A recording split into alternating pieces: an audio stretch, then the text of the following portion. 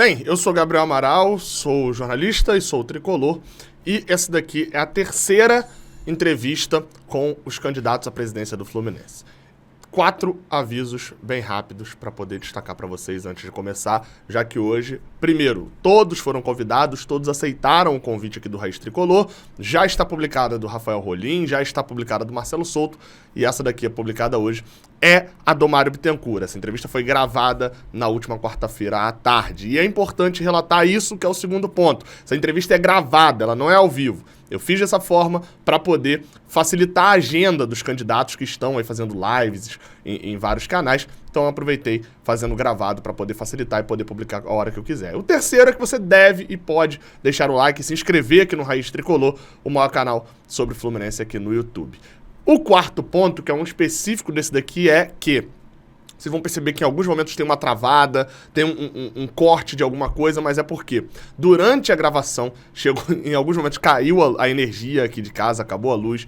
Teve um momento também em que lá em Laranjeiras, que era de onde o Mário estava fazendo a entrevista, deu problema na internet e a voz dele travou. Então por isso que a entrevista tem alguns travadas ali, algumas coisas, mas eu preservei, preferi deixar, até por isso a entrevista tem um pouquinho mais de tempo, porque teve esses momentos que eu tive que repetir pergunta e etc.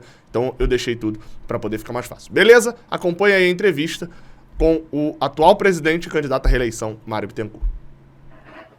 Estou aqui com o Mário Bittencourt, atual presidente do Fluminense, mas candidato à reeleição no próximo sábado. Mário, até para a gente já poder entrar direto, né, na entrevista, eu vou te fazer uma pergunta que eu fiz para os outros 2 candidatos também, a mesma pergunta para os 3, mas obviamente cada um com sua particularidade. O Mário Bittencourt, como ele gostaria de ser conhecido nessa candidatura à reeleição, como o candidato do... Eu fiz pergunta aos outros, colocando algumas coisas que eles destacam muito nas suas campanhas. Mas eu queria entender de você. O Mário Bittencourt é o candidato do... E aí pode utilizar uma palavra, uma expressão, o que quiser. Obrigado por ter aceitado o convite aqui do Raiz Tricolor. Primeiramente, muito obrigado, Gabriel. É um prazer estar participando aqui com vocês. Eu gostaria de me colocar como o candidato do trabalho que tem que continuar, e do candidato de que a gente tem que buscar o nosso maior sonho, que é conquistar a Copa Libertadores da América em 2023. E acho que a gente está, nesses últimos 3 anos e meio, a gente construiu.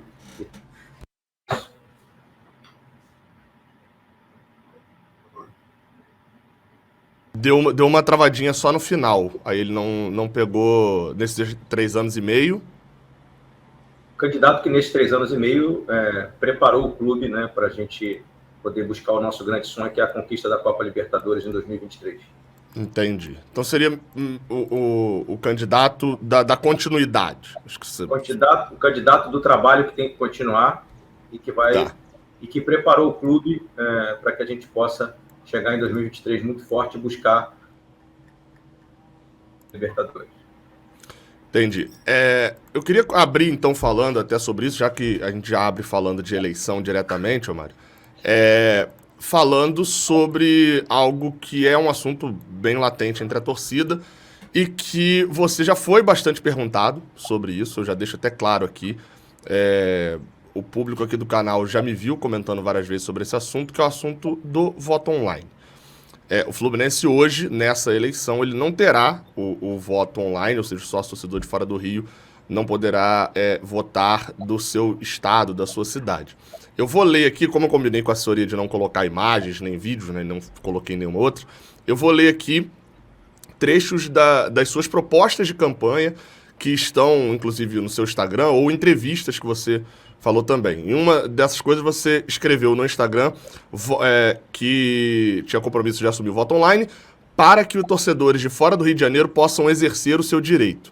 E numa entrevista na Rádio Globo, também na época da campanha em 2019, ou seja, na campanha para esse mandato que você está agora, você falou o seguinte, abrindo aspas para você: é fundamental para o torcedor de fora do Rio de Janeiro a implementação do voto online. O que mais ouvimos de sócios de fora do Rio é que eles são sócios para exercer o seu direito a voto. Vários clubes do mundo fazem isso e o Fluminense, de maneira arcaica, não permite que o seu sócio tenha direito a exercer a sua cidadania. Fecha aspas. O que mudou entre o discurso e agora, e se o Fluminense continua sendo, você continua com a sua opinião de que o Fluminense é um clube arcaico por não ter o voto online? Bom, Gabriel, primeiramente, existem coisas que a gente propõe, né, que a gente projeta numa candidatura, seja ela para qualquer cargo que a gente exerce, que a gente tem uma leitura de momento, do ponto de vista técnico, sobre aquela questão, que a gente está de fora e tem uma leitura, e depois que a gente entra, essa leitura às vezes muda ou se adapta, né? Quando a gente chegou, a gente montou uma comissão para estudar a implementação. Eu gostaria de chamar esse voto de voto à distância, na verdade, né? Porque quando a gente fala de voto online ou de voto à distância, a gente está imaginando só o torcedor de fora do Rio, mas obviamente que se você implementasse o voto online, se o voto online fosse implementado, e o dia que ele for implementado, ele estará atendendo também os torcedores do Rio de Janeiro, não só os torcedores de fora, né? Então eu chamaria de voto à distância, até porque existem outras maneiras, né, de se exercer esse voto à distância, que não necessariamente o voto online. A gente teve algumas situações técnicas, a gente colocou uma equipe, né, para avaliar a implementação do voto online. Essa equipe é uma equipe também que passa por uma avaliação jurídica. Solicitamos um parecer do Ministério Público que deixou muito claro para nós de que para que a gente pudesse implementar o voto à distância ou online, independente de que forma fosse, a gente teria que fazer uma mudança estatutária e mais, uma alteração em todo o parque tecnológico do Fluminense, enfim, o que levaria um bom tempo, né, e também traria um custo elevado. Mas a questão mais importante é a questão do estatuto do clube. Esse parecer, inclusive, foi juntado, anexado em 5 ou 6 ações que foram ajuizadas contra o clube, na verdade, ações de pessoas e torcedores que queriam a implementação do voto online já nessa eleição. Eu não sei se você tem conhecimento, acho que você tem, porque você é um jornalista muito informado. As 5 ou 6 ações ajuizadas foram todas julgadas improcedentes, inclusive com um julgamento de segunda instância, justamente porque todos os juízes entenderam que o Fluminense precisa fazer alterações no seu estatuto para que possa implementar o voto à distância. Vamos falar de voto à distância. Então, assim, a gente vai preparar esse estatuto, caso a gente venha essa eleição, fazer uma mudança, inclusive, ampla, não só com relação... Mas você citou, Mário, até para depois não ficar muito para trás, você, ao longo dessa caminhada toda, você citou alguns motivos diferentes, e aí eu vou recapitular alguns. Eu vou recapitular alguns. Então, para a gente já chegar lá um pouco mais rápido, eu vou te antecipar alguns. Você chegou a citar em um momento a questão do estatuto. E aí, quando você citou essa questão do estatuto, você citou, inclusive, a questão de mudança do estatuto para a própria legislatura, que faz sentido você... para o próprio governo, né? Ou seja, você alterar a regra, você participando, ou, enfim, para essa eleição, você mudar a regra para essa eleição. Ou seja, nesse momento, com a mudança do estatuto acontecendo, se você, da forma como você falou, o Fluminense só teria voto online em 2029, porque em 2026 estaria dentro do atual mandato para ter eleição. Não necessariamente, Gabriel, não necessariamente. Vou te explicar o porquê. Porque se a gente alterar todo o estatuto, se a gente fizer uma alteração completa do estatuto, a gente pode fazer, por exemplo, uma nova previsão de que essa mudança já fica valendo na próxima legislatura. E por isso que eu estou falando de voto à distância e não necessariamente de voto online. O voto à distância seria, por exemplo, você ter a votação na forma que o clube prevê no seu estatuto. Pode falar. Essa mudança não foi feita para 2022. É uma promessa agora de mudança para 2026. Ela poderia ter sido feita. Só para alongar, então, as outras questões que você também citou, por exemplo, o caso do Internacional. O caso do Internacional. De 2020 para cá, a gente teve o Bahia fazendo uma votação também online, 12 mil sócios votaram por lá. O Santos também aumentou e muito o número de sócios. Eles não têm sócio de futebol, mas enfim, sócio de futebol votando, mas aumentaram muito com votação online. O Grêmio, recentemente, nessa semana, 2 semanas atrás, fez também uma eleição online com 14 mil sócios votando online e uma quantidade de 95%, se eu não me engano, online. E Vasco, Flamengo e Fluminense, por exemplo, todos tiveram confusões judiciais de torcedores, de sócios, enfim, tentando uma implementação desse tipo de voto e o clube normalmente agindo contra esse tipo de coisa. Aí, enfim, vai para a questão estatutária, etc., mas nenhum desses clubes houve, no atual mandato, um movimento para a implementação. O ponto principal acho que é esse, da torcida. É que, apesar da sua proposta, o movimento está sendo prometido de novo. O torcedor... Como que você acha que vai convencer o torcedor de que você assumindo novamente, o voto online estará, o voto à distância, como queira chamar, acho que é a possibilidade do torcedor sentar na frente do computador dele, de qualquer lugar que ele tiver, e fazer o voto dele efetivar, como você mesmo falou, o direito de exercer o direito dele como sócio, como que ele vai confiar que nesse novo mandato você vai implementar isso? Gabriel, justamente por aquilo que eu te falei. Todos esses clubes do Rio de Janeiro, a gente precisa fazer um adendo ao que você falou. O Internacional, por exemplo, teve um problema de fraude, enfim, comprovado por uma perícia judicial. Mas no caso dos 4 clubes do Rio de Janeiro, os quatro precisam têm a necessidade de alteração estatutária. Então, em todos esses que você está falando, do Rio de Janeiro, por exemplo, e é importante dizer que o Fluminense citou aí sócio-torcedor, e o Santos, por exemplo, tem o voto online, mas o sócio-torcedor não vota. Então, é um voto online daquele mesmo colégio ou curral eleitoral do Santos de 50, 100 anos atrás. A gente aqui não, a gente aqui tem hoje praticamente 17 mil sócios aptos a votar, e quando a gente fala de estatuto do clube, é porque toda eleição, todo o estatuto do clube, se você tiver a oportunidade de ler as decisões judiciais que a gente teve, né? E aí você falou assim, o clube vai contra. Na verdade, não é o clube que vai contra.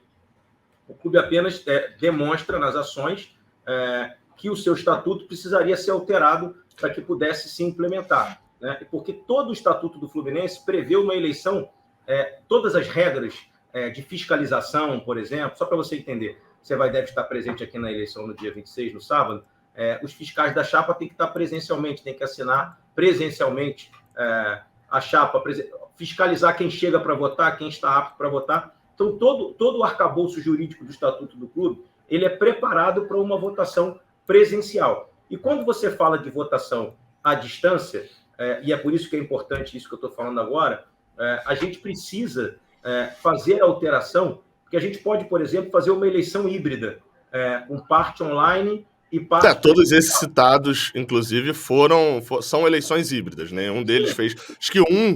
Acho que o Bahia foi 100% online porque estava no auge da questão da pandemia, então ninguém foi pro clube diretamente. Mas a minha... Pode continuar, pode completar depois. E é por isso que a gente precisa fazer a alteração, porque a gente precisa criar regras novas de todo o funcionamento. Por exemplo, a eleição do Fluminense será fiscalizada pelo Ministério Público, estará aqui um representante do Ministério Público no sábado. As eleições do Fluminense são com urnas eletrônicas do TRE do Rio de Janeiro. Então, assim, toda a preparação da eleição do clube, ela é feita de acordo com o estatuto. A gente entendia que essa modificação não alteraria as regras eleitorais do clube. Quando a gente fez a proposta em 2019, a gente entendia o seguinte, que dava para entrar e implementar diretamente, tá? Depois, por avaliações jurídicas, como eu te falei, a gente tem um parecer do Ministério Público, inclusive de quem implementou o voto online no Ministério Público, dizendo o seguinte, o clube não está preparado ainda para ter esse tipo de votação, precisa se preparar antes de qualquer coisa mudar o estatuto e modificar o seu parque tecnológico. A gente tem que fazer uma mudança profunda e estrutural no nosso estatuto, alterando outras coisas, inclusive, não só essa, e prevendo o voto à distância. E como eu te falei, por exemplo, na eleição americana, nos Estados Unidos, você tem voto à distância por carta registrada, por exemplo, que é seguro também, e a gente precisa fazer uma mudança para saber, vai ser híbrido, vai ser só online? Mas eu acho que a gente teria que dar esse direito de votar à distância para quem mora no Rio também. Acho que seria geral. Acho que em todos esses casos, geral. Quem votou no caso do Grêmio, acho que ninguém tem até a projeto ou proposta de excluir apenas os do Rio, obrigatoriedade do Rio. Acho que é porque eu estou falando isso para você, porque quando as pessoas pensam em voto online, elas pensam o seguinte, são os eleitores só fora do Rio que tem que votar online, né? Eu entendo que não. Se ela for online ou à distância, ela pode fazer com que o torcedor vote, mesmo estando no Rio, queira votar de casa, né? Eu acho que eu nunca cheguei a ver ninguém falando exatamente isso, não. Acho que é muito mais uma questão, até como você próprio utilizou, né, na entrevista que eu citei, a questão do torcedor de fora do Rio, porque ele é o que não está juridicamente ou totalmente impedido de vir votar, mas nada impede o sócio-torcedor de Manaus vir votar aqui em Laranjeiras. Mas é óbvio que ele vai gastar 2, 3, 4, 5 mil reais num avião, ou vai perder 2 semanas num ônibus, para fazer algo que ele poderia fazer de casa. Acho que é por isso que as pessoas citam mais de fora. Mas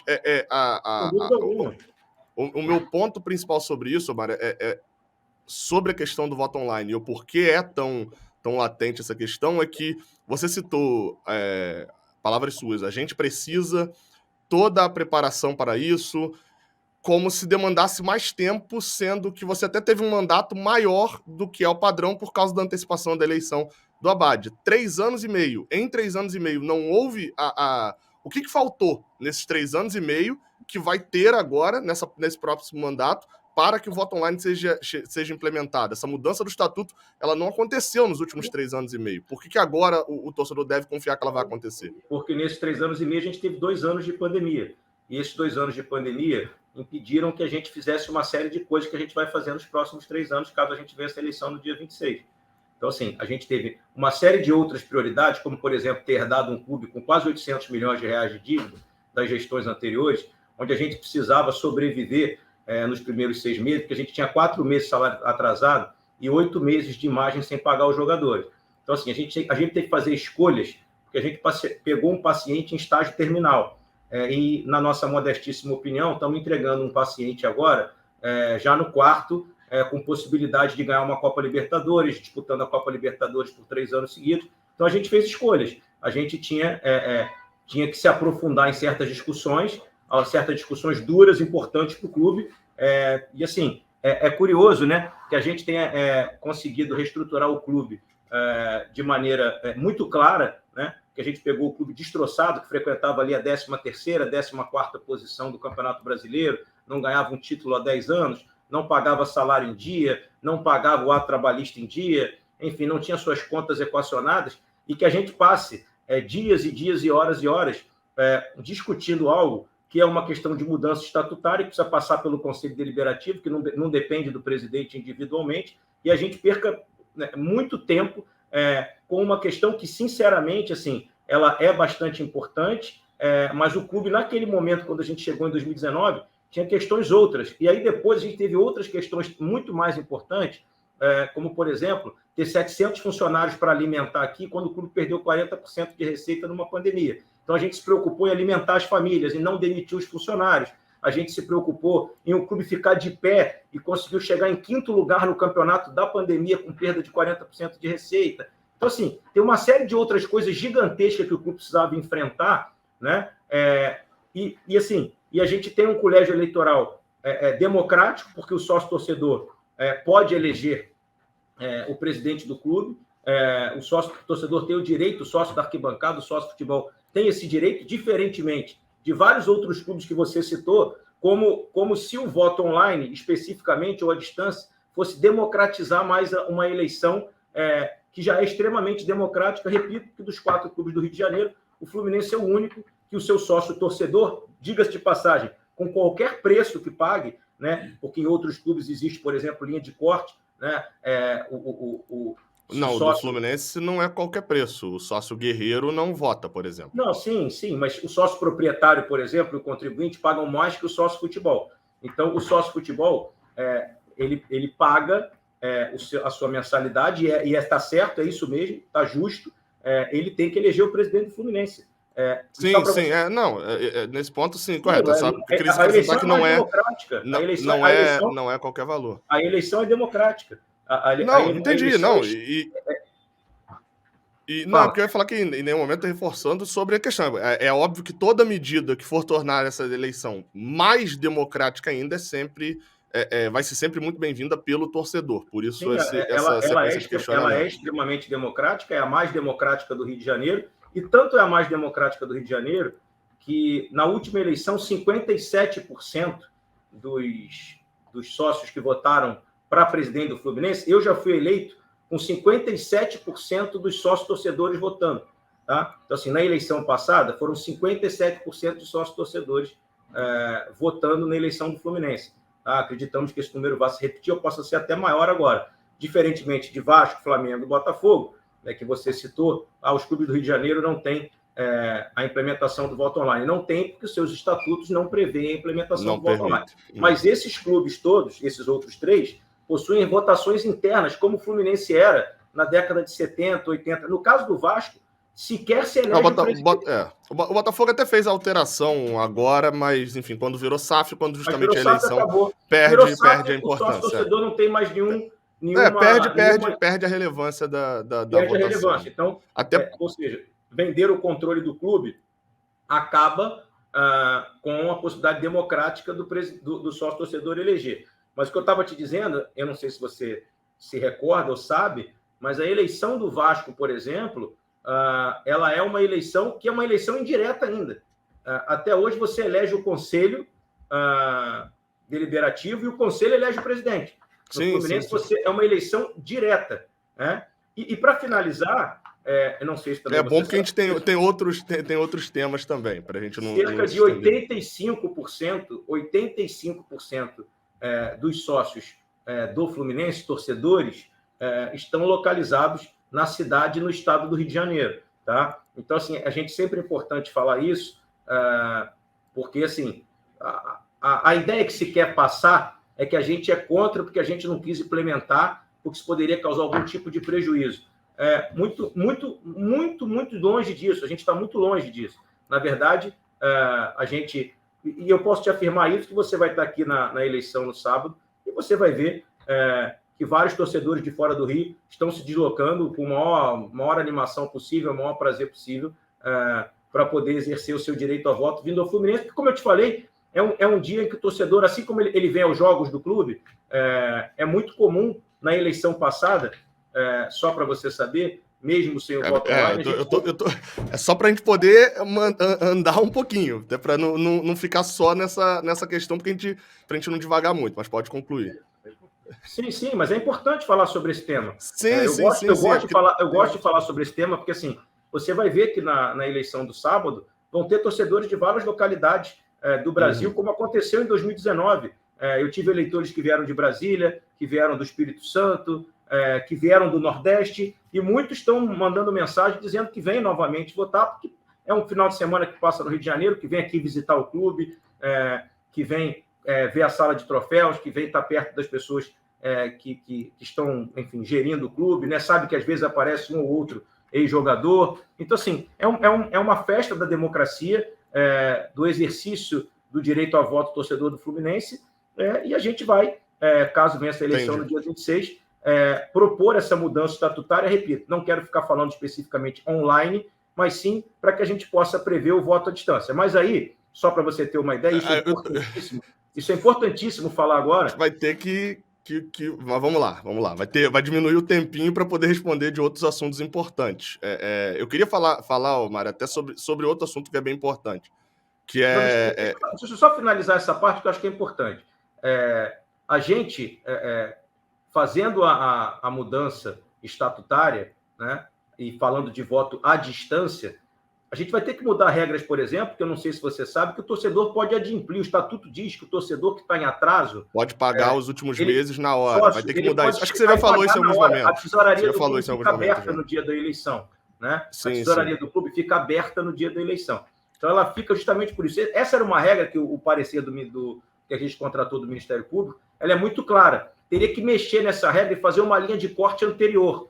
E aí fazer uma linha de corte anterior seria mudar o estatuto também com relação a isso. Então, assim, repetindo para finalizar, a gente achava que era simples fazer a mudança, tivemos outras questões prioritárias ao longo dos primeiros 3 anos e meio, e porque ficamos paralisados 2 anos com a pandemia, e após a contratação do parecer, fomos informado. Eu acho que essa a gente até meio que entendeu, porque senão a gente fica repetindo as mesmas coisas, Tá bom. Omar, aí depois a gente vai acabar. E eu vou até pedir para você ser bem mais conciso para a gente poder abordar os outros temas. Gabriel, mas assim, tá ótimo. Não, eu entendi, era um tema importante, a gente precisava de mais tempo, mas até para a gente não devagar dentro do tema, concentrar bastante nisso. Porque o outro tema também é bem importante e latente, que é sobre os balancetes. Existe uma discussão, enfim, eu não vou entrar nesse tema aqui sobre a obrigatoriedade ou não de publicação de balancetes no Portal da Transparência. O Portal da Transparência foi instituído no seu mandato, isso é óbvio, isso é um ganho, mas ele precisa continuar sendo alimentado. E os balancetes, que são relatórios trimestrais de como anda a finança e o fluxo de caixa do Fluminense, eles não são publicados desde setembro de 2021. Você não acha que isso daí é exatamente contra a transparência que você prega? E por que não tem os balancetes? Você, inclusive, prometeu que teria até acho que do dia 10 ou dia 11, se eu não me engano, no lançamento da sua chapa, e não tem no Portal da Transparência. Vamos lá, Gabriel. Primeiramente, eu queria lembrar aqui que é muito curioso quando alguns candidatos de oposição falam de dívida, né? Como se a dívida do Fluminense tivesse sido feita na nossa gestão, né? A dívida do Fluminense foi feita, e sua grande parte, nas últimas 2 gestões anteriores à nossa, tá? Então, nós chegamos aqui no clube com uma dívida herdada de algo ali aproximado de 800 milhões de reais, porque parte dela não estava declarada em balanço, tá? A gente teve que tirar de dentro da gaveta dívidas que não estavam declaradas em balanço para colocar no balanço e administrar essa dívida herdada de gestões anteriores. E, curiosamente, o principal apoiador de uma das candidaturas de oposição era vice-presidente de projetos especiais dessas 2 gestões que destruíram o clube e foi um dos primeiros conselheiros nas reuniões de aprovação de conta a aprovar as contas dessa dívida estratosférica que a gente herdou. Então, é importante fazer aqui, aparar essa aresta, porque está se falando de dívida como se a dívida do Fluminense tivesse sido construída na nossa gestão. Então, nós herdamos uma dívida absurda e administramos ela. Publicamos os balanços anuais, os números de 19, que não são nossos, né? Foram publicados em 20 pela nossa gestão, como determina a Lei Pelé. Todo dia 31 de março de cada ano, até 31 de março, você é obrigado a publicar o balanço. Então, os números do clube foram publicados em março de 20 com relação a 19. Em março de 21, nós publicamos os números referentes a 2020 e em março de 2022, nós publicamos os números referentes a 21. Isso é a publicação do balanço. É uma obrigatoriedade legal prevista na Lei Pelé. Os balancetes são retratos trimestrais ou semestrais, aí depende da empresa, do clube, da gestão, enfim, do gestor, e ele tem a prerrogativa de publicar trimestral ou semestral, ou tem a prerrogativa de não publicar, porque não é uma ferramenta obrigatória pela legislação. A gente publicou realmente os balancetes até setembro de 2021, mas ao longo da pandemia, nós contratamos uma empresa para poder fazer a modificação da inserção de dados do Fluminense financeiros, porque ela era, assim, muito antiga e nós tínhamos uma série de problemas na hora de fazer a inserção dos dados, não só no balancete, como no balanço. O balanço, como ele demora mais tempo a ser feito, a gente conseguia ir reparando e reajustando os problemas. No caso dos balancetes, a gente precisava fazer eles de maneira mais curta e a gente optou, então, em segurar esse trabalho para que a gente possa ter uma fidedignidade maior dos números a serem publicados. Eu falei realmente no dia do lançamento da candidatura que a gente ia publicar ali entre 10 e 11 de novembro, mas posso te antecipar aqui no canal em primeira mão que o balancete está saindo ainda essa semana. A gente está publicando ele com os números semestrais dos primeiros 6 meses de 2022. E aí, já para aproveitar... no seu... Pode ir. Vai. Já para aproveitar aqui que estou falando no seu canal, a dívida segue na mesma casa que vinha nos 2 anos anteriores, ela está absolutamente equilibrada e equacionada. Importante para o torcedor entender, a gente pegou o clube com uma dívida gigante e sem fluxo de caixa, ou seja, o Fluminense tinha penhoras diárias, por isso que estava com 4 meses de salário atrasado, 8 meses de imagem em atraso também. E a gente fez o quê? A gente equacionou a dívida. Hoje, a gente tem A gente sabe tudo que a A gente gente vai paga. entrar no assunto dívida mais à frente. Eu queria permanecer mais no Assim, balanço. Então, o balancete o balancete dos primeiros 6 meses de 2022 serão publicados ainda ao longo dessa semana, antes da eleição, tá? E a gente vai o demonstrar fato do balanço, Omar, o fato do balancete, você explicou o porquê. Enfim, são 14 meses sem publicação do balancete. Hoje é dia 23 de novembro, o último. Ele é referente, não são 14 meses sem a publicação, porque ele foi publicado Sim, mas o balanço é mais importante, Gabriel, porque eu publiquei o balanço em abril de 22. Em abril de 22, as pessoas sabiam os números do clube. Sabiam os números referentes a 2021. Então, 2021. Hoje, as pessoas estão cegas sobre os números do Fluminense há 11 meses, porque eles não têm informação de janeiro de 22 a 23 de novembro de 2022. Você falou que foi uma opção. Essa opção acontecer justamente no ano da eleição. Não vai te igualar a tantos outros que você, inclusive, critica, de os dados não estarem aparentes. Porque toda vez que era publicado o balancete, até 2021, e ele foi publicado mesmo durante a pandemia, foi publicado sempre trimestralmente, então não era algo que não acontecia e passou a acontecer agora. Perdão, não era algo que não acontecia e ficou a gestão toda, era uma opção. Não, ele acontecia e a partir do ano da eleição ele não aconteceu mais. Toda vez que ele era publicado, a gente noticiava, os jornalistas, sobre o tamanho do déficit dos esportes olímpicos. Por exemplo, tem déficits próximos a 10 milhões anualmente. Inclusive já foi mais, já foi menos, mas fica sempre nessa margem e era uma outra proposta sua, inclusive, de diminuição. Todas as vezes tinha esse tipo de notícia. E aí, retirar esse balancete não pode ser encarado pelo torcedor. Retirar a publicação dele como uma tentativa de evitar pautas negativas no ano da eleição em relação a gastos? Não, de jeito nenhum, Gabriel, porque o balancete, você vai ver que o balancete traz a projeção de superávit a vez do clube em quase 10 anos. Então, assim, a dívida está totalmente equacionada, a dívida está totalmente equilibrada.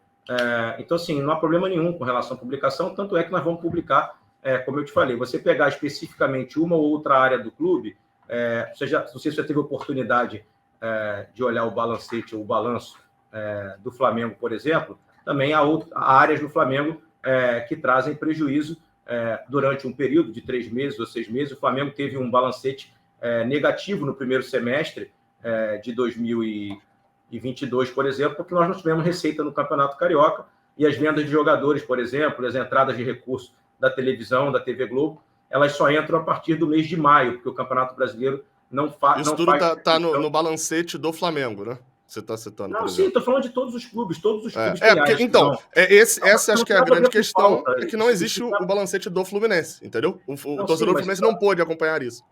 Isso absolutamente isso não quer dizer que é por pauta negativa ou por pauta positiva. A gente publicou o balanço do clube em 2022, dizendo que o clube teve um prejuízo de 2 milhões no seu resultado financeiro. Então, assim, e nós publicamos isso em abril de 2022, que é o ano da eleição. Então, assim, o ano da eleição se referiu... Mas isso é obrigatório. Mas esse também era obrigatório. É obrigatório e a gente publicou os números reais do clube, como a gente publicou os números reais do clube durante todos os anos, repetindo de uma dívida que não foi herdada por nós. Não foi feita por nós, foi herdada por nós. Então, sim, assim, nós herdamos a dívida, atacamos a dívida, criamos o portal da transparência. Eu acho que você falou isso logo no início da sua pergunta. O portal da transparência foi criado por nós. O Fluminense é o clube que tem mais itens transparentes no seu portal. Em segundo lugar, o Flamengo, com 30, o Fluminense com 40, o Flamengo com 30 itens, o Botafogo com 25 e o Bahia com 24 itens. Então, assim, a gente manteve austeridade, credibilidade durante esses 3 anos e meio. E, assim, essa ferramenta é uma ferramenta, como eu te falei, que é de consulta, obviamente, dos números do clube, mas os números do clube são publicados anualmente, como determina a legislação. E, como eu acabei de te dizer, o balancete está indo para o ar ainda essa semana. Você perguntou, publicar antes ou depois da eleição? Não, a gente está publicando antes da eleição, e você vai ver que os números são números ainda de um clube em recuperação financeira, em reestruturação, mas um número que mostra o controle da dívida, especialmente a projeção de superávit, justamente por causa do Campeonato Brasileiro. A gente vai ter uma premiação muito maior do que a gente teve nos últimos anos do clube. Teve um aumento significativo do sócio-futebol. O sócio-futebol saiu de uma receita mensal de mais ou menos 450 mil para quase 3 milhões, em razão do aumento que a gente obteve de 11 mil sócios para 63 mil sócios-torcedores ativos. Então, todas essas previsões... Esses números vão estar no balanço, né? Esses números vão estar no balancete que vai ser publicado. Não, esses números vão estar no balanço, mas referem-se ao segundo semestre, que só vão sair no balanço... Sim. Eu queria... Publicado vão sair no balanço em maio do ano que vem. Eu queria falar de futebol, Mário. A sua assessoria falou que eu podia te cortar, que senão você ia embora. Então, eu estou tentando cortar para a gente se manter dentro do tempo e abordar os assuntos. A política... Primeiro, eu queria falar sobre política de treinamento e visão de futebol.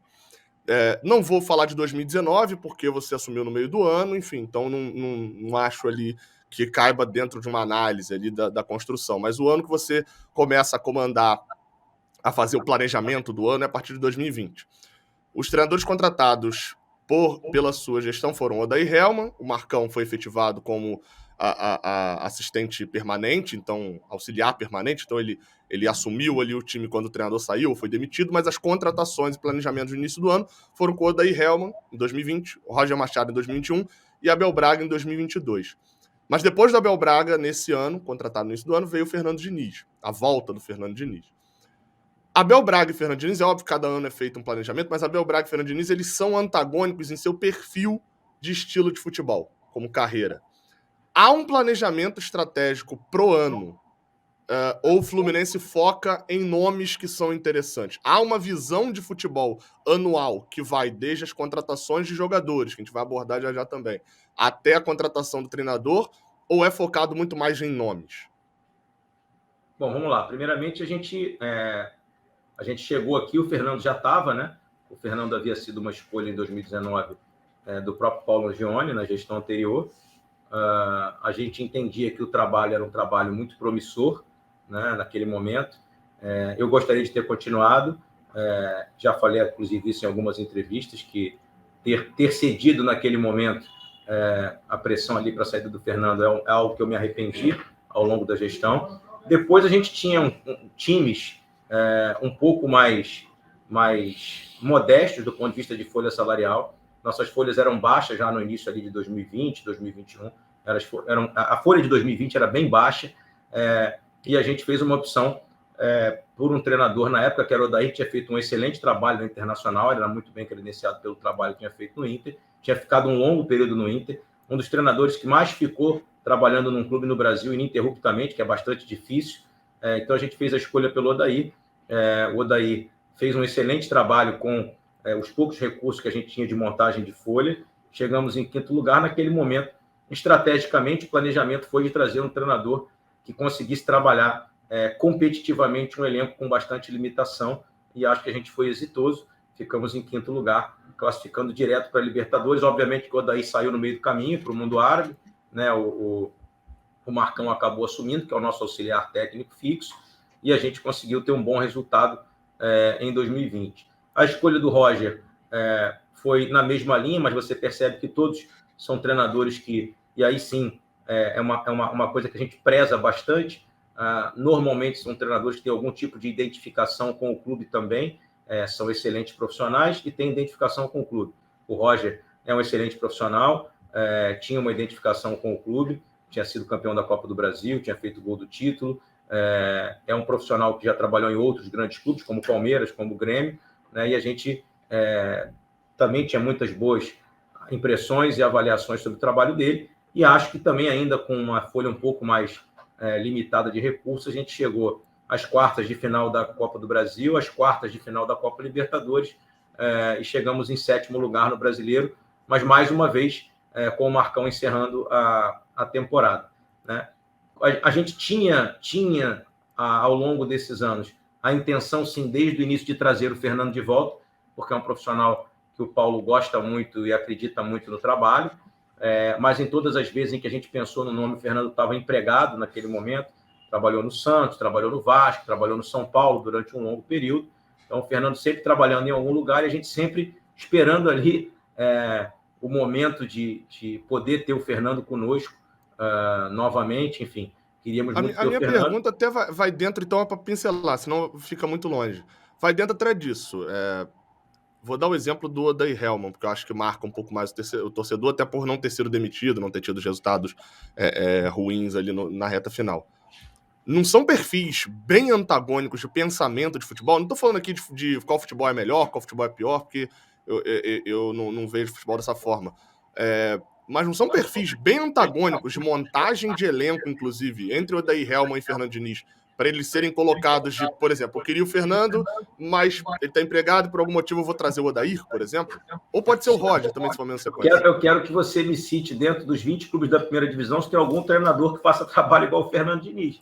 Então, você tem 19 caras com perfil bastante parecido e um treinador que é completamente diferente de tudo o que a gente mas tem. Não, mas hoje não a Espanha jogou, hoje eu estou falando com você, a Espanha jogou e o time da Espanha foi comparado, que a única comparação que foi feita foi com o time do Fluminense. Então, assim, a gente sabia que a gente tinha um treinador que era diferente no Brasil de tudo isso e que em algum momento a gente não teve oportunidade de trazer, porque o Fluminense, por questões financeiras, não tinha condição, por exemplo, de chegar e pagar uma multa de rescisão de contrato e etc. E a gente foi buscar. Mas, por exemplo, o Odair é um treinador que joga com posse de bola, os times dele jogam com posse, mas não é uma posse de jogo aproximado, como é o caso do Fernando, por exemplo.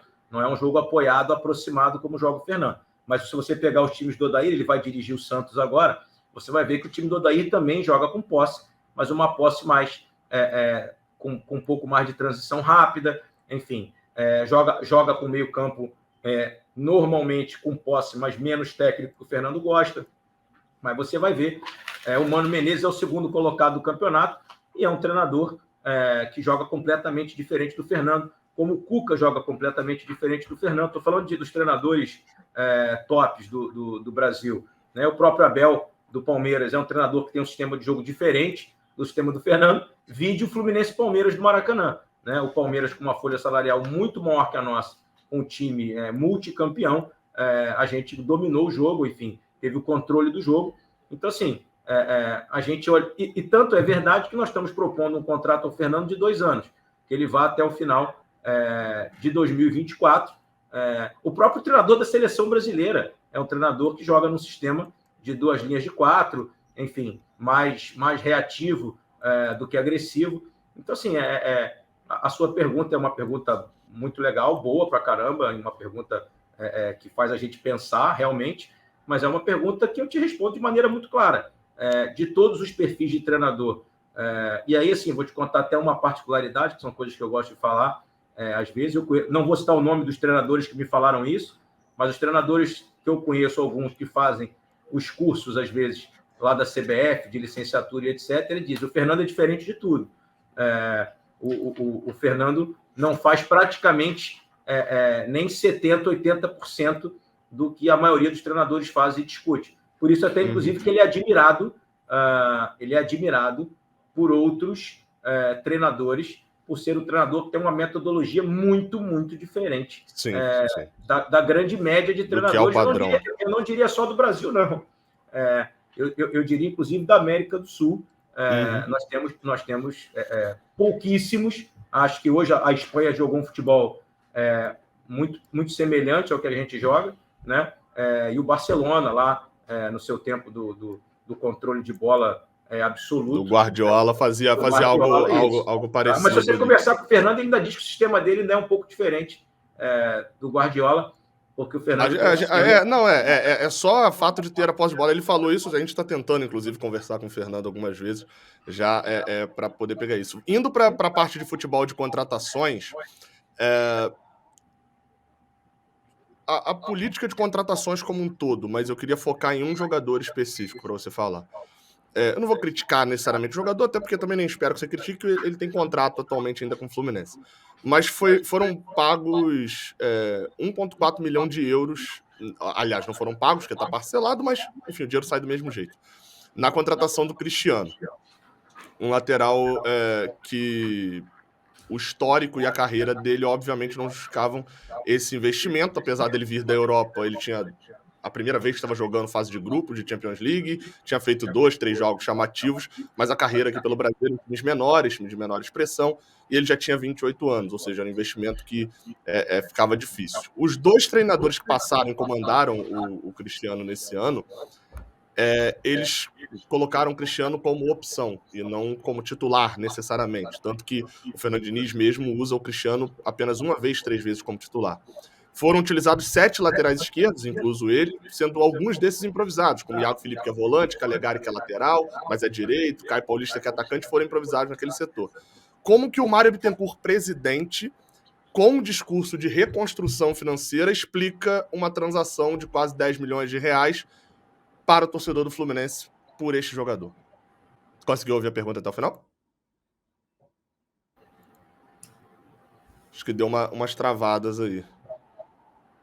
Tá me ouvindo? Cara, travou bastante a pergunta. Travou?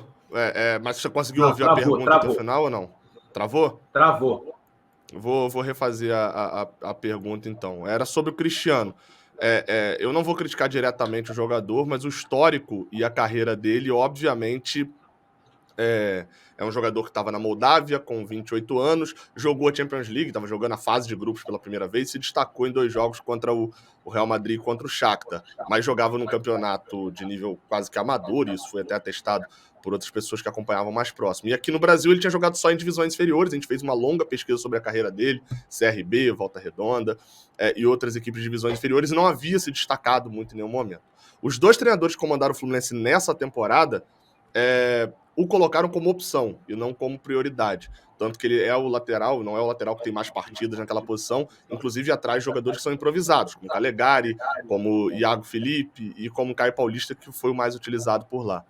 Como que o Mário Bittencourt justifica um gasto de 1,4 milhão de euros, que obviamente é parcelado, mas o custo sai do mesmo jeito, 1,4 milhão de euros, algo próximo a 10 milhões de reais, 8 milhões de reais, numa transação dessa, tendo o discurso de reconstrução financeira? Não é antagônico uma contratação ousada como essa, uma aposta muito grande como essa, com um discurso de reconstrução? Olha, Gabriel, eu acho que você pegar uma contratação num período de 3 anos e meio para querer pegar um contraponto sobre reconstrução financeira com contratação, partindo desse princípio, a gente não deveria fazer nenhum investimento no time pensando na reconstrução financeira do clube. A reconstrução financeira do clube passa por erros, por acertos, enfim, por tentativas que a gente tem de acertar. E eu acho, assim, com toda a humildade, que a gente acertou muito mais do que errou. Se o Arias não tivesse jogado bem, se o Arias não fosse hoje o melhor jogador do futebol brasileiro, você estaria dizendo que a gente investiu $555 mil em 50%, então ele é um jogador que custou mais de $1 milhão, um jogador colombiano de 20 e poucos anos de idade que também não deu certo. Se o Cano não fosse o artilheiro do Brasil, com mais de 40 gols numa temporada, vocês estariam dizendo que a gente trouxe um jogador de 34 anos, que só tinha jogado a Série B pelo Vasco no Independiente Medellín da Colômbia, e que esse jogador era um jogador velho e que não rendeu ao Fluminense. O Cano foi um acerto, o Arias foi um acerto, o Samuel Xavier foi um acerto. A gente ainda não acha que o Cris tenha sido um erro. Ele não foi bem realmente nessa temporada. São escolhas e indicações do scout. O Fluminense, como você mesmo disse, não desembolsou esse dinheiro à vista. Esses valores são pagos parcelados. O Fluminense, em 3 anos e meio, não gastou, em 3 anos e meio, mais do que 20 milhões de reais contratando jogadores, comprando jogadores. Você pega... vou citar o exemplo do Botafogo, por exemplo. O Botafogo pagou 60 milhões de reais no Patrick de Paula, que é reserva, né? Pode ser considerado um equívoco? Pode, mas o Patrick de Paula tem um contrato longo lá, pode ser que ano que vem performe muito bem, como pode ser que o Cris performe muito bem, ou como pode ser que o Cris, por exemplo, a gente já teve, inclusive, só para você saber, procura de 1 ou 2 clubes da Série A pelo Cris, como a gente tem por outros jogadores que as pessoas acham que não deram certo no Fluminense, mas que tem outros clubes procurando. Como vou citar um caso do menino da casa, que foi o Biel, que perdeu um gol na Copa Libertadores, enfim, acabou sendo muito atacado nas redes, etc. Foi pretendido pelo Grêmio, foi para o Grêmio, jogou bem. Então, assim, eu acho que não passa por isso, estava dentro do nosso orçamento. Aí você pode, sim, como jornalista, como torcedor, achar que a gente errou na contratação. Isso é um direito, obviamente, seu, essa avaliação. né, do torcedor também, do próprio treinador, porque você está dizendo, os treinadores não utilizaram como titular, então, assim, entenderam que o jogador não estava performando para ser titular naquele momento, mas a gente, obviamente, dentro de um planejamento, a gente vai acertar, a gente vai errar, tem jogadores que vão dar certo mais na frente, quando a gente contratou o Michel Araújo, por exemplo, a gente contratou o Michel Araújo por, acho que 700, 800 mil dólares, né? É um jogador que saiu do Brasil, voltou para o Fluminense, hoje é um jogador que o treinador quer utilizar e tem interesse que ele continue e possivelmente vai ser muito utilizado na Copa Libertadores do ano que vem. Então, assim, eu acho que a gente tem que olhar o todo, não tem que olhar o varejo, entre erros e acertos. Acho que a gente acertou mais do que errou, mas por óbvio que algumas coisas não deram certo, mas isso não passa pelo problema da reestruturação financeira do clube, porque tudo isso foi previsto, como o tamanho da folha é previsto, como os aumentos gradativos da folha são previstos, né, e como jogadores que dão certo e jogadores que acabam não indo bem. Mas o que a gente tem que fazer é olhar o depois, né? Se amanhã o Cris for negociado, ou se ele continuar e fizer uma grande temporada conosco, uma Libertadores, a gente reavalia a performance dele, o trabalho dele aqui, como tantos outros jogadores que vão continuar chegando e saindo na história do Fluminense. O Fluminense contratou um jogador, acho que você vai se lembrar, em 2011, que foi o segundo melhor jogador da Libertadores, né? Foi o Martinúcio, e né? teve a questão do contrato assinado em dólar. O melhor jogador dólar. daquela Libertadores, do Santos campeão, e o Martinúcio, o segundo melhor jogador da Libertadores, que era do Penharol. O Fluminense, na época, pagou, salvo engano, tá, Gabriel? Não vou me lembrar de cabeça, mas eu acho que foram 5 milhões de dólares, eu acho. Posso estar equivocado, mas acho que foi algo nesse valor, depois se você puder pesquisar aí. E esse jogador, pelo que eu me recordo, sequer fez gol com a camisa do Fluminense, foi muito mal. Teve 2 problemas físicos graves, teve 2 fraturas por estresse. O Cruzeiro voltou, continuou não dando certo, não deu certo no Cruzeiro, não deu certo no Fluminense, e acho até que depois, em razão dos problemas físicos que teve, encerrou a carreira. Então, assim, foi uma opção do scout, foi uma indicação do scout do clube, que é o mesmo scout que está aqui, e o mesmo scout que achou Caio Henrique, que achou Alan, que achou o próprio Arias, que indicou o Cano. Ele tem acertos, ele tem erros, né? Repito, acho que ainda é cedo para a gente dizer que foi um erro, acho que a gente tem que dar ainda uma oportunidade ao jogador, mas eu respeito sua opinião, acho que você tem todo o direito de achar que isso foi um erro, só estou te explicando que isso não vai na contramão de nenhum investimento nosso ou de uma reconstrução do clube, porque fazia parte do nosso planejamento ter custos e gastos proporcionais ao que a gente assumiu, não só com relação a isso, mas com relação aos 3 anos e meio de gestão. Eu acho que a gente teve mais acertos e montou times melhores do que a gente vinha montando do que eles. Sim. Sobre, ainda no futebol, mas sobre transparência também, Matheus Ferraz é um jogador que renovou o contrato no meio de 2021, já foi justificado por que foi renovado o contrato, então para a gente, né, não voltar nesse ponto, achava-se que precisava ainda de um zagueiro, que ele ainda seria utilizado, só que depois disso ele atuou uma vez só, né, contra o Boa Vista, quando foi poupado os outros 2, o time titular e o time reserva, mas nesse ano ele teve uma lesão de ruptura de ligamento cruzado do joelho, que é uma lesão que demanda cerca de 8 meses ali de recuperação. Foi uma lesão interna, né, no treino, só que o clube não informou sobre essa lesão, e o clube até depois chegou a ter alguma narrativa de que o clube não informava, enfim, mas eu já mostrei aqui no canal de que o clube informava, sim, lesões acontecidas em treino, sempre informou. E essa lesão não foi informada para o torcedor, só houve uma manifestação ali após a notícia ser divulgada, inclusive foi divulgada aqui no canal pelo Raiz Tricolor. O jogador já havia feito até a cirurgia e aconteceu por uma questão de proposta de outros clubes, que acabou que isso acabou saindo e sendo exposto. Por que isso foi feito? Por que não foi divulgado que o jogador tinha uma lesão?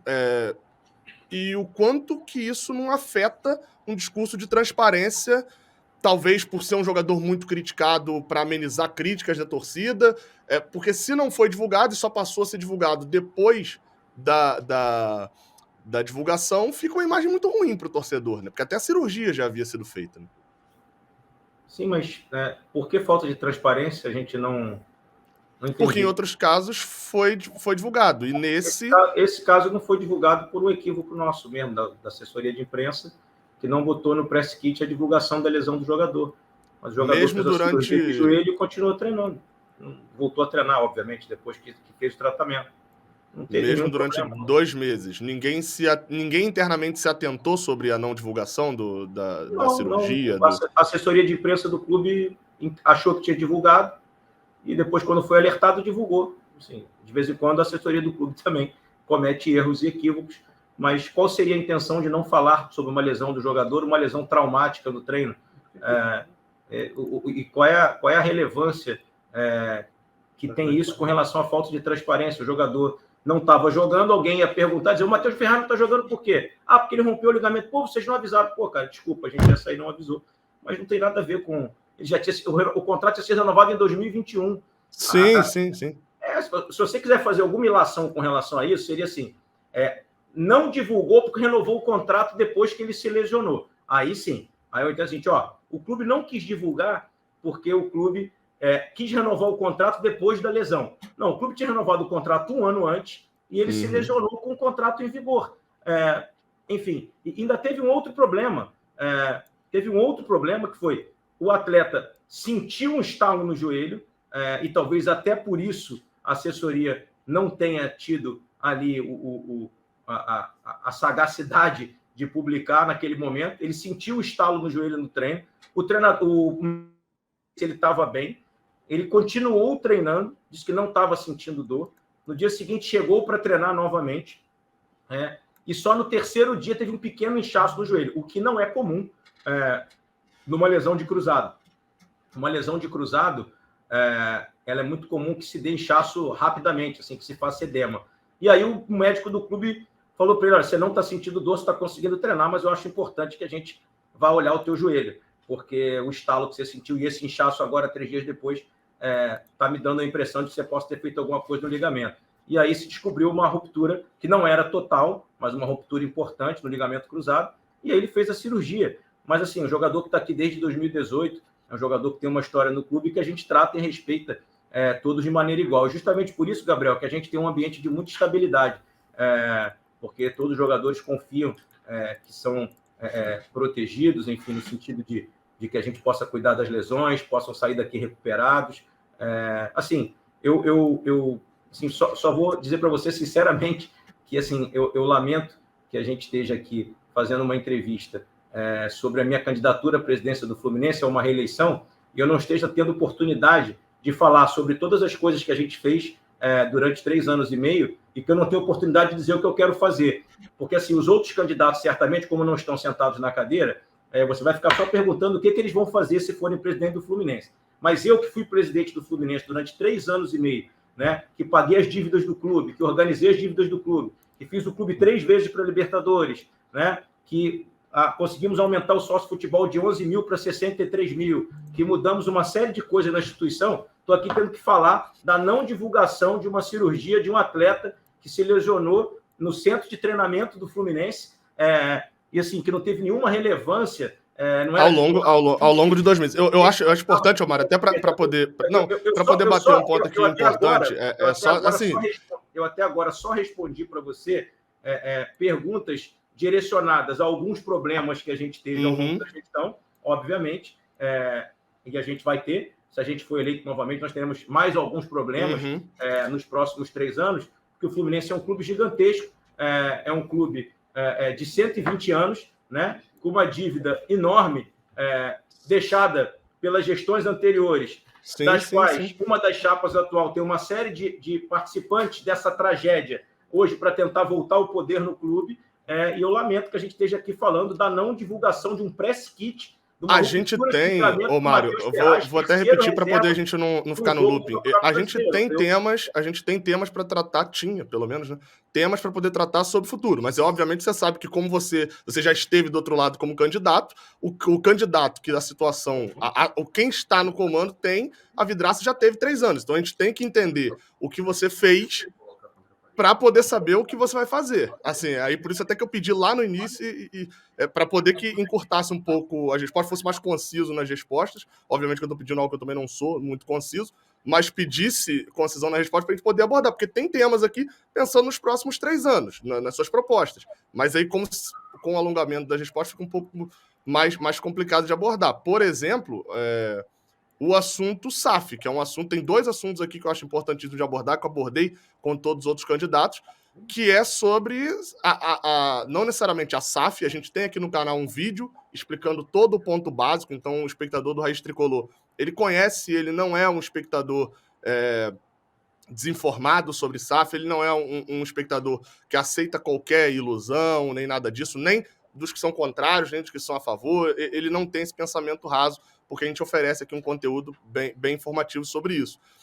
Mas uma pergunta que eu fiz para todos os candidatos, eu quero fazer para você, é o seguinte: a eleição do Grêmio agora há pouco tempo, todos os candidatos que eram candidatos à presidência do Grêmio, eles faziam questão na entrevista de falar que eles não iriam vender o Grêmio, de que o projeto deles não era esse. Eles reforçavam muito isso, porque o desejo da torcida do Grêmio, da sua maioria, era manter o modelo associativo sem a inclusão do time nesse momento numa SAF, de uma venda de uma parte de uma SAF. Em 3 anos e meio no seu mandato, a dívida teve uma diminuição, mas consideramos o valor total, ela não diminui de uma maneira significativa, mesmo com um elevar de receitas. A vida dentro do modelo associativo, a vida perene, futura, dentro do modelo associativo, para poder quitar essa dívida? Bom, vamos lá. Você está fazendo uma pergunta, se a SAF é a solução para resolver os problemas financeiros do clube. Não. Eu quis perguntar se há vida dentro do modelo associativo. A lógico, SAF é uma outra opção. Que há vida, o Flamengo tem um modelo associativo e sobrevive muito bem. O Palmeiras ainda tem um modelo associativo e tem um investidor que investe num clube de modelo associativo. O Atlético Mineiro tem uma dívida gigantesca, que eu acho que hoje é o dobro da nossa, está ali em torno de 1,4 bilhão, mas tem um modelo que é um modelo associativo com um investidor que bota dinheiro no futebol. O que você está perguntando a vida de recuperação completa financeira no modelo associativo? Mas como eu já disse em algumas entrevistas, e por isso a gente assinou o contrato com o BTG, o BTG faz justamente esse trabalho, um trabalho de advisor, né, um trabalho de poder fazer um assessoramento do Fluminense no sentido de buscar esse investidor, e dentro desse trabalho há 3 modelos a serem propostos aos investidores, né? Um desses modelos, eu também já falei isso, acho que a gente até publicou nesse sentido, se fala também sobre a possibilidade de uma SAF, a princípio, uma SAF de investimento direto a algum setor do clube, e a gente pensa, obviamente, no departamento de futebol, e aí sim usando parte do recurso para quitar dívida e parte para aumentar o investimento no time de futebol, né? Então, assim, que a vida talvez ela seja mais longa, mais demorada, a recuperação do clube no modelo associativo, em razão das receitas que o clube tem. Mas essa pergunta é muito boa, porque ela faz com que a gente fale sobre liga também, né? Havendo, por exemplo, a constituição de uma liga, né?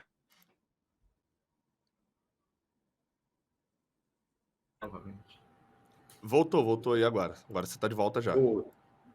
Eu acho que a constituição de uma liga, você parou na parte... A constituição de uma liga, por exemplo, fará com que a entrada de recursos seja bem maior, e a gente luta na Liga Forte Futebol para diminuir a diferença de receitas que existe hoje, né? A diferença de receita hoje ela é muito grande, mas havendo uma liga mais igualitária, mais competitiva e com um aporte financeiro no início, porque a tendência é que, havendo uma liga, se venda um pedaço dessa liga para o investidor, então todos os clubes receberiam um bom valor na frente, na largada, né? Isso seria, por exemplo, a possibilidade de vida no modelo associativo, sem a constituição de uma SAF ou busca de investidor ou dinheiro de fora. Mas a gente está bem avançado no estudo para buscar esse investimento, que a gente chama de investimento qualificado, né? Um investimento próprio para o Fluminense, um projeto desenvolvido propriamente para o Fluminense, tá? É muito importante você entender esse projeto...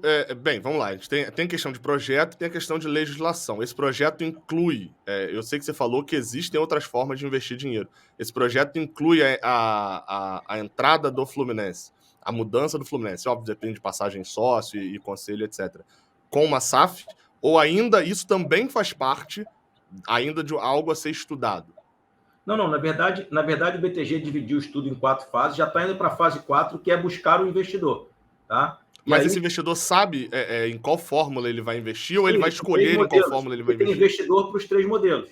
Né? Tem investidor, esses modelos são obviamente, de conhecimento interno do Fluminense e do BTG, porque é um contrato de confidencialidade. Isso depois terá que ser levado a conselho deliberativo, a conselho diretor, e aí lá na frente, se for uma SAF, e essa SAF pode ser com venda do controle ou venda sem o controle de um pedaço de clube. Por exemplo, o Atlético Paranaense defende esse modelo, a constituição de uma SAF. E por que de uma SAF, o Gabriel, sem controle? Porque é uma maneira de garantir o investimento, ou seja, garantir o investimento, o investidor coloca o dinheiro, mas tem garantias contratuais, jurídicas e societárias nesse modelo, não necessariamente. Mas, presidente, se for vendido o controle, aí a tendência é que, se você venda o controle, exista um prêmio pela compra desse controle. Mas aí você estaria indo exatamente naquilo que a torcida do Grêmio fala. A torcida do Grêmio defende que o Grêmio não seja vendido, que se mantenha no modelo associativo. Eu imagino que você saiba o porquê. E por que a torcida do Grêmio pensa isso? Porque o Grêmio tem mais ou menos aí, depois você me corrige, talvez entre 70 e 80 mil sócios torcedores ativos. Eles decidem os destinos do clube, elegem o presidente e sabem que, se você vender o controle do clube, o clube se transformar numa SAF com venda de controle, aí toda essa discussão nossa, todo esse debate nosso aí do início da tua entrevista sobre voto online, ele perde até muito sentido, né? Porque virando uma SAF com venda de controle, você passa a eleger somente o presidente do clube associativo, e a SAF controla os destinos do departamento de futebol, e o torcedor perde a ingerência sobre a escolha da sua diretoria, do seu presidente. Sim, que é uma ferramenta... Até por isso, foi um determinado candidato mesmo que o caminho é SAF, não tem por que se discutir voto online, etc., se o caminho proposto é esse. Eu queria saber, Omar, até para a gente poder encerrar, porque é algo extremamente importante e que eu tenho tocado. Tinha outros assuntos ainda, mas obviamente, como os outros, eu vou respeitar. Se você quiser estender, cara, eu tô com ainda. tempo. Não, é para respeitar, em respeito aos outros candidatos também, para que todos tenham o mesmo tempo ali dentro da lógica da entrevista. Eu queria falar sobre futebol feminino. A gente hoje, no cenário do futebol feminino, a gente tem o futebol feminino do Fluminense ainda como amador, não é um futebol profissionalizado, né? Para a galera entender. Joga competições profissionais, mas não são contratos profissionais. Houve uma melhora significativa e perceptível dentro do seu mandato, a categoria de base, a questão de vincular ao Xerém e tudo isso, mas o Fluminense permanece na segunda divisão do Campeonato Brasileiro, tem uma disputa interna que ainda bem vitoriosa dentro do estado, em que pese não ter ganhado o Carioca desse ano, mas ainda está na segunda divisão, e isso faz também, essa forma de futebol amador, faz com que qualquer jogadora que receba uma proposta saia, como por exemplo foi o caso da Tarciane, que é uma zagueira de destaque da seleção, do Corinthians, saindo, é só um exemplo, mas a gente tem outros também, porque o outro clube ofereceu um contrato mais profissional. A minha dúvida existe algum planejamento para o futebol profissional, para profissionalizar o futebol feminino, num segundo mandato do Mário Bittencourt? Bom, Gabriel, primeiramente a gente pegou o futebol feminino em situação periclitante, né? O futebol feminino do Fluminense estava treinando em outro lugar, em Xerém, no Tigres, em condições subhumanas. Então, o primeiro trabalho que a gente teve nesses 3 anos e meio foi dar dignidade ao futebol feminino, que não tinha nenhuma dignidade quando o Fluminense era gerido pelo grupo que nos antecedeu aqui. Então, treinava, como eu te falei, em condições subhumanas. A gente trouxe para dentro de Xerém, a gente deu toda a estrutura que tem em Xerém ao futebol feminino, e isso já fez justamente o que você falou, que foi fazer com que, dentro do estado, o clube começasse a brilhar e a ter conquistas, etc. Fomos até campeões nacionais sub-17, você vai se lembrar, na decisão contra o Internacional. Então, nesses primeiros 3 anos e meio, nessa primeira gestão, a gente quis dar dignidade ao futebol feminino e colocar ele nas mesmas condições, tanto com as condições igualadas de trabalho, as condições de suplementos, a condição de treinamento, assim, tudo absolutamente igual ao que a gente tem com os jogadores do futebol masculino na base. Agora é uma segunda fase em que a gente já iniciou ela conseguindo buscar patrocínios individualizados do futebol feminino. Nós botamos o nosso departamento comercial atuando diretamente, buscando patrocínios individualizados para todos os esportes do clube, né? E dessa forma a gente conseguiu já trazer receitas novas e recursos novos. Para os próximos 3 anos, a ideia é que a gente consiga aumentar essa quantidade de recursos e receitas, e conseguindo aumentar essa quantidade de recursos e receitas, que eu imagino que você saiba que ainda é bem difícil no Brasil, o investimento, e a gente faz um trabalho aqui de divulgação, transmite os jogos na Flu TV, enfim, tenta exibir bastante os jogos do futebol feminino. A gente acredita que nos próximos 3 anos a gente vai conseguir se encaminhar, dar o passo adiante para o caminho da profissionalização. O futebol feminino é uma segunda pergunta, que aí essa, obviamente, só cabe a você, porque você é o atual presidente, não cabia aos outros candidatos. Em 2020, um dado que tem de dezembro de 2020 diz que o gasto do Corinthians mensal com o futebol feminino era de cerca de R$300 mil por mês, ou seja, isso é o salário de um jogador do Fluminense, né? Não precisa ficar citando nome nem nada. E o Corinthians é um clube que é referência nacional, continental, multicampeão da Série A, enfim, e recentemente colocou o público até superior a jogos de futebol masculino no seu estádio na final do Campeonato Brasileiro.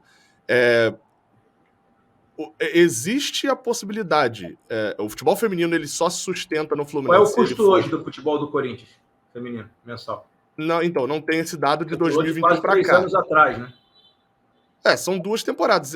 Considerando o tamanho do investimento de R$300 mil, acredito que é factível que a gente pense que não seja mais do que R$600 mil, um valor muito mais alto. Estou te perguntando, qual o custo hoje do futebol feminino do Fluminense? Incluindo tudo, sem ser salário, mais ou menos os R$2 milhões por ano.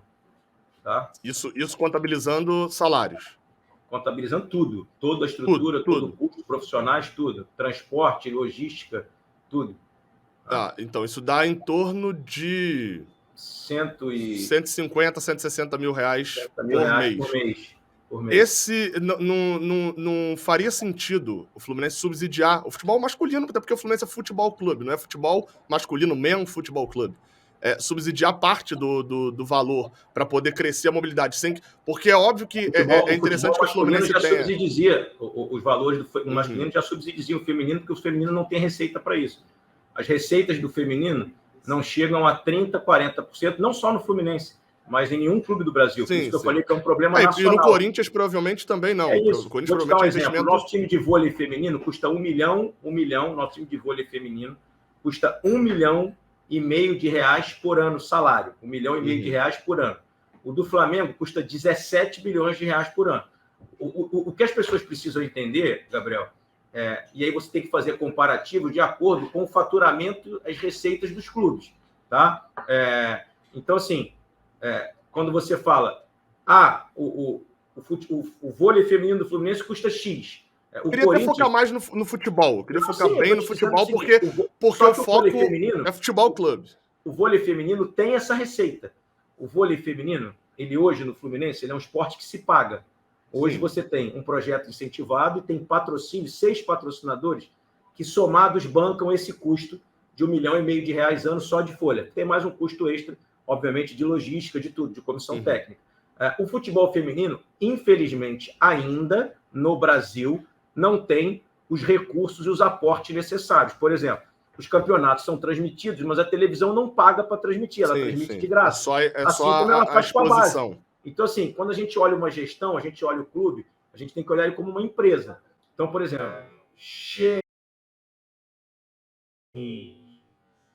se você deixasse de pagar o fulano, você podia pagar o futebol feminino. Só que o fulano... Não necessariamente o fulano.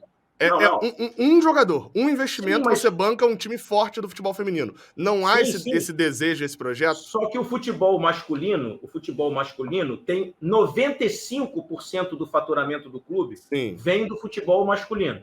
O que você está dizendo é o seguinte: tirar mais dinheiro do que já se tira do futebol masculino para investir no futebol feminino. O que eu estou dizendo para você a gente primeiro deu dignidade ao futebol feminino, colocou ele para treinar em Xerém, deu estrutura e está tentando buscar investidores para o futebol feminino. Se a gente não conseguir nos próximos anos buscar investidor para o futebol feminino, aí a gente pode avaliar a hora que começar a se comprar e vender jogadoras, aí você vai ter recursos de compra e venda de jogadores, também de jogadoras do futebol feminino. Hoje não existe sequer esse mercado de compra e venda, porque a conta que você teria que fazer não valeria a pena investir isso no futebol feminino, porque as vendas que a gente pode ter pagariam esse investimento. Então, assim, quando você tem um lugar que tem a receita, então, assim, você está falando de futebol feminino, eu estou comparando com vôlei feminino, até porque eu sou pai de 2 filhas, as minhas filhas praticam esporte, amam o futebol feminino, amam o vôlei masculino, inclusive vão aos jogos, estão presentes, acompanham, né? E o que a gente precisa, aí não é um trabalho do Fluminense, é um trabalho nacional, a gente precisa buscar patrocinadores e investimentos para o futebol feminino, para o vôlei feminino, para todos os esportes que as mulheres praticam. E nós já fomos exitosos nessa primeira gestão de conseguir patrocinadores para esses 2 esportes, porque quando nós chegamos, repito, elas sequer treinavam em Xerém. Então a gente trouxe para Xerém, deu estrutura, começou a ganhar jogos, começou a ganhar até títulos, como a gente ganhou estadual e brasileiro, do Sub-17, e estamos buscando, e agora com as CNDs, né, a gente pode buscar projeto incentivado também. A discussão, e aí eu aproveito aqui o seu canal, né, aproveito o seu canal aqui para dizer que existe, inclusive, hoje, fila de meninas querendo jogar futebol feminino no Fluminense, né? Muitas meninas que querem vir jogar porque sabem que a gente dá uma excelente estrutura, apesar ainda da falta de recursos que o clube possui para que a gente possa ter o investimento que a gente quer em todos os lugares. E eu te digo isso, que a gente também gostaria de investir mais, até no próprio futebol profissional. A gente gostaria de ter uma folha um pouco maior, às vezes, do que a gente consegue ter. Mas eu aproveito o seu canal aqui, que é um canal muito assistido, para que a gente possa, inclusive, começar nas redes, etc., nas redes sociais, pedir que as televisões passem a pagar pela transmissão, que não pagam sequer pela divisão de base. Imagine você que quando a gente tem a transmissão de um jogo nosso da base, nós também não recebemos nenhuma receita e estamos ali expondo nossos jogadores. Vou te dizer mais, e é um problema de futebol brasileiro, não é um problema do Fluminense. Quando uma televisão vai transmitir um jogo à noite, a gente paga... se a gente tiver que o estádio tem iluminação, a gente paga e a televisão transmite o nosso jogo, vende patrocínio e os clubes não recebem absolutamente nada. Então, a gente precisa, enfim. Então, em todos os setores do Fluminense, a gente investe menos do que a gente gostaria de investir. A gente gostaria Deu para entender a visão. Deu para entender a visão. Eu estou falando a diferença de faturamento para orçamento. O tempo deu uma estourada boa aqui, Mário. Eu vou, então, pedir só para você... Tem um timerzinho aqui em cima, ser exato e cravado para a gente poder fechar. Novamente, gostaria de falar mais, assim como todos os outros candidatos, mas a gente tem que manter uma isonomia dentro de todos. Eu vou te dar 1 minuto para você fazer as considerações finais, enfim, se quiser deixar um recado para o torcedor, pedir o voto, falar o número, você tem 1 minuto. Bom, vamos lá. Primeiramente, muito obrigado, Gabriel, por participar da live, por te conceder essa entrevista. Eu queria dizer aos nossos sócios, né, aos nossos torcedores, aos nossos sócios-torcedores, sócio-proprietário, sócio-contribuinte, que ao longo desses 3 anos e meio de gestão, depois de ter pego um clube com uma dívida muito grande, né, a gente chegou aqui em 2019 com 4 meses de salário atrasado, 8 meses de imagem atrasado, conseguimos reestruturar o clube, colocar os salários em dia, conseguimos equacionar as dívidas, hoje conseguimos pagar as dívidas religiosamente em dia, de maneira mensal. Isso fez com que o clube pudesse progredir em todas as áreas, nas áreas financeiras, no próprio departamento de futebol. A gente voltou a disputar a Libertadores por 3 anos seguidos, a gente voltou a ser campeão do Campeonato Carioca, a gente voltou a ter o Maracanã cheio, aumentamos a nossa quantidade de sócios de maneira exponencial, aumentando bastante as receitas do clube, e precisamos de mais 3 anos para que o nosso trabalho possa continuar, para que a gente possa manter o Fluminense na prateleira de cima do futebol brasileiro, como fizemos nesses primeiros 3 anos e meio. E é por isso que no dia 26 de novembro, no próximo sábado, eu peço a você, sócio do Fluminense, que venha às Laranjeiras, compareça para votar e vote 30. Vote Mário Bittencourt e Matheus Montenegro, que é o nosso vice-presidente geral, para que a gente possa continuar fazendo o bom trabalho que a gente vem fazendo. e que a gente possa ter o Fluminense sempre, como eu disse, na prateleira de cima do futebol brasileiro. Saudações tricolores. Agradeço ao Mário Bittencourt por ter aceitado o nosso convite e, nesse momento, é a hora que eu te peço o like aqui embaixo, peço a sua inscrição e, claro, recomendo que você assista todas as entrevistas para decidir não só se você for votar no sábado, mas também se você não for votar, para você saber quais são as propostas e quem são os candidatos à presidência do Fluminense em 2022. Valeu.